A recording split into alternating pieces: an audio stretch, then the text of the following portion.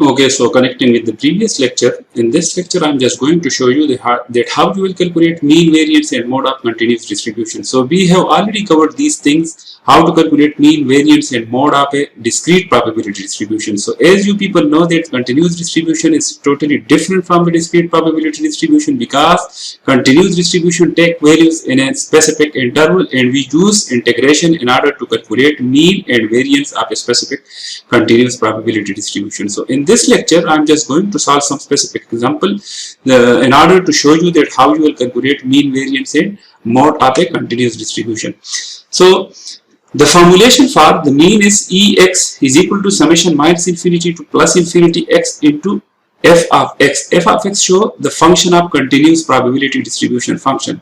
As you know that in continuous probability distribution, when we throw a die, so we will get these numbers. Maybe it will be the number up here will be 1, maybe the number up here will be 2, maybe it will be 3, maybe it will be 4, 5 or 6, and their respective probabilities are, in order to get a 1, if you throw a die, if it is 1, the probability will be 1 by 6. Similarly, for each possible outcome, the probability will be 1 by 6. So in this question, if we want to calculate mean, so you know that in discrete probability distribution, mean is summation x into px. So what we will do, we will multiply the corresponding event probability with the number. So this is the corresponding, the number appear on the die with the respective probabilities. In the next column, we will multiply x into px. When we sum this, when we put summation x into px, we will get the sum of all these multiplications. So it will be the mean. Similarly, you remember that in the mean, we use this formulation, that mean,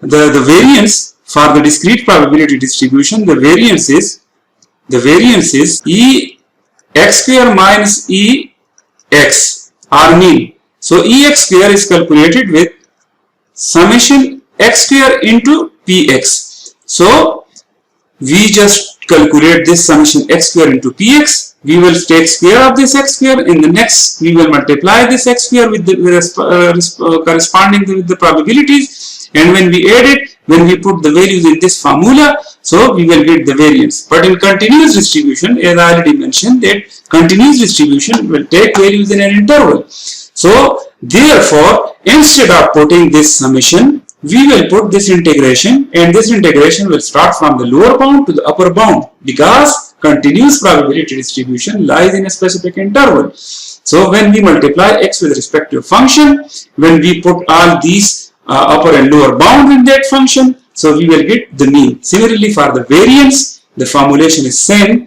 but for Ex square, we will use this formula. Ex square is equal to minus infinity to plus infinity, x square into px. So instead of multiplying x with it, for Ex square, because this is x power 1, so that is why x power 1. But when Ex square, when the power is become x square, so we will, for x square, if this is x square, so we will do this. So when you put Ex square, when the values of this, when you calculate this, when you put this value minus the Ex value, the Ex value will be without x square, so you will get the variance. Similarly, for the standard deviation, you will calculate, you will take the square root of the variance of it, so you will get the variance. Mod, so normally we define the mod is the most frequent observation. Normally when a number appear again and again in experiment, that is the mod, the most frequent observation. So the definition of a mod is the most frequent observation. So how we will calculate the mod of a continuous probability distribution? So the mod of a continuous distribution is the most probable value of the random variable associated with the distribution. If we sketch the probability distribution function against it, it will typically have a maximum. So as I mentioned, that it will not be in the stepwise, the continuous distribution will be in the curve form. It will be not in the steps. It will not be just like you going through stairs, you jumping from one stair to another stair, but it will be a curve. So we will get the mod when it reach to a specific peak. So how we will calculate the peak of that? You need to take the function first derivative. When you differentiate the function, when you calculate, when you put it equal to 0, so that will be the value of that function. For example, this is f of x. So you need to take the differentiation of this. So what will be when you differentiate it? It will be 2 into differentiate with respect to x square, because 2 is constant. It will become out when you differentiate it. So 2 into x to power minus 1. So it will be 4x. 4x will be equal to 0, because for the calculation of mode, you will consider that the first derivative of a function will be equal to 0. So from this, x will be equal to 0. So it's 0. You will get the most frequent observation of this. So this is just an example. I will show you while solving some more example that how you will calculate mode. Okay, this is a very simple example. We have a continuous random variable function. This is the function which defined for this interval, which start from 1 and finish at 3. So x lies which is greater than equal to 1 and which is less than or equal to 3. Otherwise, it will be equal to 0. So as you people know that the mean is start from minus infinity to plus infinity, x into f of x d of x. So this is the general formula. Now we want to use this formula in order to calculate the mean. So we know that this function is only defined for this. So our integration, this minus infinity will be 1, this plus infinity will be 3, because this function is only defined for this interval. X, which is the formula x, into, we will put this f of x, 3 over 4, 1 minus x, x minus 3 d of x. So when we simplify it, 3 by 4 will become out, x. So 1 minus x into x minus 3. So first of all, 1x minus 3 minus x square plus 3x. So when we simplify it, it will be minus 3 plus 4x minus x square. You need to multiply this x with this. So 3 over 4, 1 over 3 minus 3x plus 4x square minus x cube d of x. Then you need to apply integration on each term. You need to multiply this integration with this, with this, with this. When you multiply it, you will get this. Because minus 3 will become out, it will be, when you integrate x, it will be x square by 2, and this is the upper and lower limit, plus 4 will become out, x cube divided by 3, x cube plus divided by 3, while you integrate x square, 1, 3 is the upper and lower limit. Similarly, x power 4 divided by 4, and lower limit and upper limit. So when you put these values while using the integration rule, you will get these values. So when you simplify it, you will get mean is equal to 2. So this is very simple approach. Only difference with discrete we use summation, but now we will use, because we have specific interval, so we will use the specific interval in order to integrate, in order to calculate the mean of a specific area. Similarly, the variance, so the variance formulation is ex square minus ex whole square. So ex square minus mean square. So you people know that ex is equal to minus infinity to plus infinity x into f of x, and ex square will be x square. So this is x1. So when it is x square, it will be x square. You need to multiply now for ex square. In order to get this value, you need to multiply x square with the function f of x. So minus 1 over 3 x square into f of x, 3 over 4, because function is 3 over 4,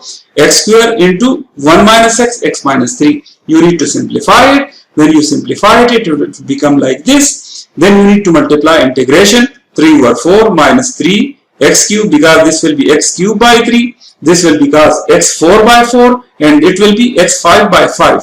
When you put all these values, when you simplify it, you will get ex square this value. When you put, because our variance of x is equal to ex square minus mean square. So in the previous slide, we have already calculated mean, which is 2. So ex square, which for this we have already conduct calculation. We already calculate this 54 by 20 minus 2 square. So this will be the answer. This will be your variance. So I hope that you understand. I will give you some more examples, some more question in the assignment. You need to solve those in order to further understand the concept of mean and variance, how you will calculate mean and variance of a continuous probability distribution. So the mode, I have already defined that the most frequent observation is called mode. So for example, this is now a curve, this is now a line, this is a continuous distribution. So the most frequent observation, this point is the mode, most frequent, which means the most peaked point which is on the top, that will be the mode. Similarly, in this one, this curve, the peak is this one, so this is the mode. Similarly, in this one, we have two modes, because this point and this point are same. So that is why it is called bimodal, because it have two modes. So at this point and this point we will get. This is now uniform distribution. Okay, this is now a uniform distribution. So the uniform distribution is also a type of continuous probability distribution. This is uniform, it will not be changed. It will, throughout the whole process, their mode will not be changed. Okay, in this, our mode is this point. Okay, so how you will calculate? You need to take the differentiation. The first, for example, I am just going to solve a simple example. The random variable x has a probability distribution function given by f of x divided 3 by 4 x square 2 minus x 0, and it's defined for the lower limit is 0 and the upper limit is 2. Otherwise, it is equal to 0. So now we want to calculate the mode. The random variable, so if you sketch it, the variable behavior, this function behavior will be look like this. When you sketch it in the Cartesian coordinate, it will be look like this. So now in order to calculate f of mode, you need to take the first differentiation. It will be equal to 0 when you put it equal to 0. So you see this is the mode, because at this point you will get the peak. So which is the point? Now we want to calculate this point, because when you reach at this point, the peak of the curve will be at the top. Mean this will be the mode. So when we write this, f of x is 3 by 4 x square 2 minus x. So when you differentiate it, 3 by 4, if you want to simplify it, 2x square minus x cube. Now we want to take first derivative, 3 by 4, it will become 2 into. So if you want to calculate this, so how you will calculate this is equal to, this is 3 by 4, 2 into 2 into 2 x minus 3x square.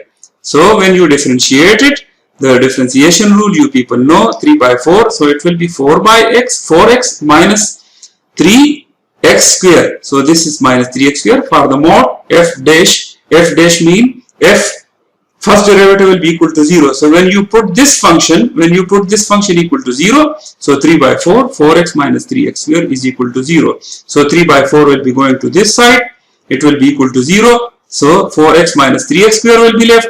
So you need to take x common. When you take x common from this, it will be this. So x will be equal to 0.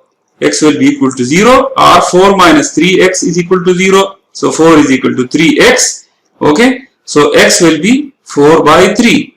4 by 3. So the most frequent observation is 4 by 3, because this is 0. So I mean at this point your curve is going down. But at this point at 3 by 4, because the interval is from 0 to 2. So between 0 to 2, when you reach to 4 by 3, your curve will be going to the peak. It will be the topmost level, the most probable value, the most frequent observation will be occur at 4 by 3. So at this way you will calculate the mode of the distribution. So I think it's enough for today.